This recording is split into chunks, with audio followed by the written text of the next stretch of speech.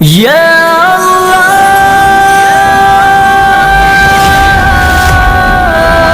Ya Ghaffar. Please like and subscribe.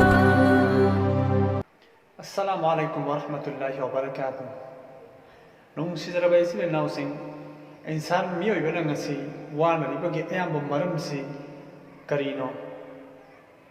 aigi wa tabi driba karigino aina khanba asimak oidriba karigino aiga maga wakhal chana driba karigino aigi wafam asibu mahakna bahap ta driba karigino aina pambasi mahak su pamu haibe ya driba karigino haibo wahang asigi paukum phangdabana insan miyo ba khoina wabani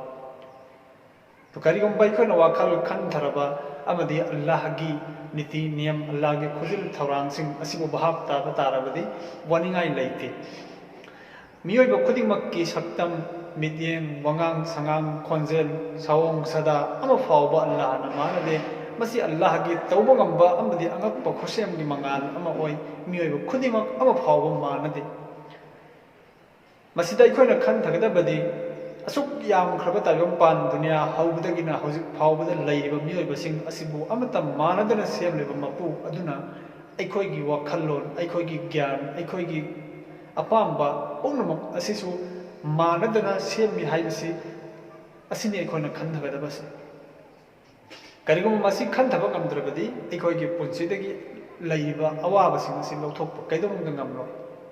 मियोयबगी वखल्लोन असि महाकी लैफमदुगी मतुंग इन्ना महाकना तमलुरिबा माही अदुगी मतुंग इन्ना महाकना तौरिबा थबक अदुगी मतुंग इन्ना महाकी मितना उरिबा पोसक अदुगी मतुंग इन्ना महाकी थमोइना अपाम फावबनी नुंसिबा फावबनी तौनिंबा फावबनी मसिनी मियोयबा हाइबसि मियोयबा खुदिमक्की थबक तौफम मानदे मियोयबा खुदिमक्की lyric तमफम मानदे मियोयबा खुदिमक्की तिनफम मानदे पुनमक तोंगान तोंगान मफमसिंगदगी मरम अमगिदमक्ता मफम अममदा पुनबा ngakतनी मतम अदुदा अमना अमगी वखल मानरक्तबा तोंगान तोंगानबा माइकैदगी संगसलक्बा ओइबना मानदबा मसिगिदमक्तनी अखोय मियोयबना वारिबस नोमनिंथौ अमना ममित तांगबा नुपा अमगा मरोन थोक्तबा नुपा अमगा लगी नुंसीबदा ngawraba नुपा अमगा अदुगा आलिम अमगा कौसिनदुना मखोयगी ममांगदा सैरेंगी अनीसुब परेंग सोलगा हैरमी अदुगा हाय अहानबगी सैरेंगसी नंगी ज्ञान लाम फंगबा मोंगदा हपचिल्लको हैरमी हायरिबा सैरेंग अदुदी उर्दू लोंदनी मागी निंगथौ अदुना हायरिबा परेंग अदुदी इसलिए हमने तस्वीर जाना बनवाई नहीं हायबदी मरम असिना अइना अइगी थवाइगी सक्तम अदु यखंदबनी मसिनी सैरेंग की परेंग अदुगा निंगथौ असिना हायरिबसि करिनो हायरिबा सैरेंग असिगी अहानबा परेंग सि करि ओइफम थोकपनु करि ओइफम थोकपनो हायु मसिनी निंगथौ असिना हायरिबसि मदिग पौखमदा अहानद ममित तांगबा नुपा अदुना खुमलम्मी उसमें गोयाई नहीं और मुझ में बीनाई नहीं इसलिए हमने तस्वीर जाना बनवाई नहीं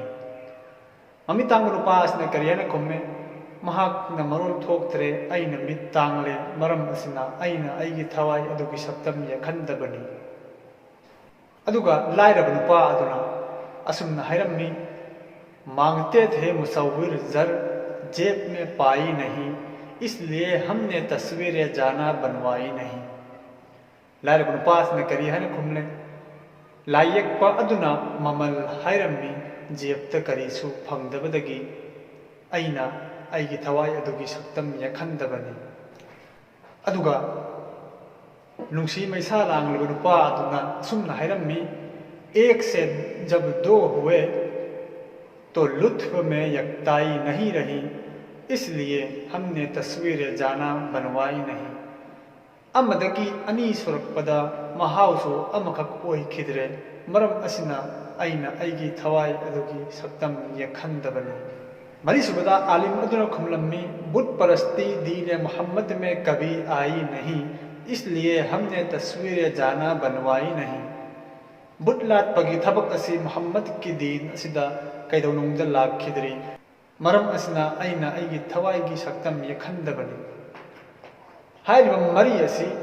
मसिदा अखोयना खंथगदबसे अमु निंगथौ अदुना हायरिबसि वहाई परेंग अमखक्तनी ꯍꯪꯂꯤꯕꯅ ꯃꯤ ꯃꯔꯤꯗꯅꯤ ꯑꯗꯨꯕꯨ ꯃꯤ ꯃꯔꯤꯃꯛꯀꯤ ꯄꯥꯎꯈꯨꯝꯗꯤ ꯇꯣꯉꯥꯟ ꯇꯣꯉꯥꯟꯕ ꯑꯣꯏ ꯃꯥꯅ ꯂꯩꯔꯤꯕ ꯍꯤꯔꯝ ꯑꯗꯨꯒꯤ ꯃꯇꯨꯡ ꯏꯟꯅ ꯃꯈꯣꯏꯒꯤ ꯒ꯭ꯌꯥꯟ ꯂꯧꯁꯤꯡꯗꯒꯤ ꯋꯥꯍꯩꯁꯨ ꯑꯗꯨꯃꯛ ꯊꯣꯛꯂꯛꯏ ꯃꯔꯝ ꯑꯁꯤꯅ ꯑꯩꯈꯣꯏꯅ ꯑꯩꯅ ꯈꯟꯕ ꯑꯁꯤꯃꯛ ꯃꯍꯥꯛꯁꯨ ꯈꯟꯗꯕ ꯌꯥꯗꯦ ꯍꯥꯏꯕꯁꯤ ꯈꯜꯂꯣꯏꯗꯕꯅꯤ ꯃꯤꯅ ꯈꯟꯕꯗꯨꯒꯤꯗꯃꯛꯇ ꯑꯩꯅ ꯋꯥꯔꯣꯏꯗꯕꯅꯤ ꯃꯤꯅ ꯂꯥꯟꯅ ꯈꯟꯕ ꯅꯠꯇ꯭ꯔꯒ ꯑꯩꯅ ꯄꯥꯝꯂꯤꯕ ꯑꯗꯨꯒꯤ ꯃꯥꯌꯣꯛꯇ ꯑꯣꯟꯅ ꯇꯩꯅꯕꯗ ꯈꯜꯂꯛꯂꯦ ꯍꯥꯏꯅ ꯑꯩꯅ ꯁꯥꯎꯔꯨꯕꯒꯤ ꯍꯛ ꯂꯩꯇꯦ ꯃꯔꯝꯗꯤ ꯃꯍꯥꯛꯀꯤꯁꯨ ꯄꯥꯝꯖꯕꯒꯤ ꯑꯃꯗꯤ ꯃꯍꯥꯛꯀꯤꯁꯨ ꯃꯅꯤꯡꯇꯝꯅ ꯈꯟꯖꯕꯒꯤ ꯍꯛ ꯂꯩꯔꯤꯕꯅꯤ ꯃꯔꯝ ꯑꯁꯤꯅ ꯁꯥꯟꯇꯤ ꯂꯩꯅ ꯅꯨꯡꯉꯥꯏꯅ ꯍꯤꯡꯒꯦ ꯍꯥꯏꯔꯕꯗꯤ ꯄꯦꯟꯊꯣꯛꯄ ꯇꯝꯂꯒ ꯑꯩꯒꯤ ꯔꯥꯏ ꯑꯩꯒꯤ ꯑꯄꯥꯝꯕ ꯑꯗꯨꯈꯛ ꯐꯣꯡꯗꯣꯛꯂꯝꯕ ꯃꯁꯤꯈꯛ ꯑꯩꯒꯤ ꯏꯊꯧ ꯑꯣꯏꯒꯗꯕꯅꯤ ꯑꯩꯒꯤ ꯑꯄꯥꯝꯕ ꯑꯗꯨꯃꯛ ꯄꯨꯝꯅꯃꯛꯇ ꯆꯠꯅꯍꯟꯗꯕ ꯌꯥꯗꯦ ꯆꯠꯅꯍꯟꯗꯕ ꯌꯥꯗꯦ ꯍꯥꯏꯕ ꯋꯥꯈꯜꯂꯣꯟ ꯑꯁꯤ ꯂꯩꯔꯕꯗꯤ ꯑꯩꯈꯣꯏ ꯃꯤ ꯃꯔꯛꯇ ꯁꯥꯟꯇꯤ ꯂꯩꯅ ꯑꯃꯗꯤ ꯃꯥꯏ ꯄꯥꯛꯅ ꯏꯖꯠ ꯂꯩꯅ ꯍꯤꯡꯕ ꯍꯥꯏꯕ ꯉꯝꯂꯣꯏ ꯑꯜꯂꯥꯍ ꯔബ്ꯕꯨꯜ ꯏꯖꯠꯅ ꯑꯩꯈꯣꯏ ꯈꯨꯗꯤꯡꯃꯛꯄꯨ ꯑꯜꯂꯥꯍꯅ ꯈꯟꯊꯅꯕꯒꯤꯗꯃꯛꯇ ꯒ꯭ꯌꯥꯟ ꯂꯧꯁꯤꯡ ꯄꯤꯔꯛꯂꯤꯕ ꯑꯁꯤꯕꯨ ꯃꯇꯤꯛ ꯆꯥꯅ ꯆꯥꯎꯈꯠꯅꯕ ꯗꯨꯅꯤꯌꯥ ꯑꯃꯗꯤ ꯑꯥꯈꯤꯔꯠ ꯑꯅꯤꯃꯛꯇ ꯃꯥꯏ ꯄꯥꯛꯂꯨꯅꯕꯒꯤꯗꯃꯛꯇ ꯁꯤꯖꯤꯟꯅꯕ ꯉꯝꯕꯒꯤ ꯄꯥꯡꯒꯜ ꯄꯤꯅꯕꯤꯁꯅꯨ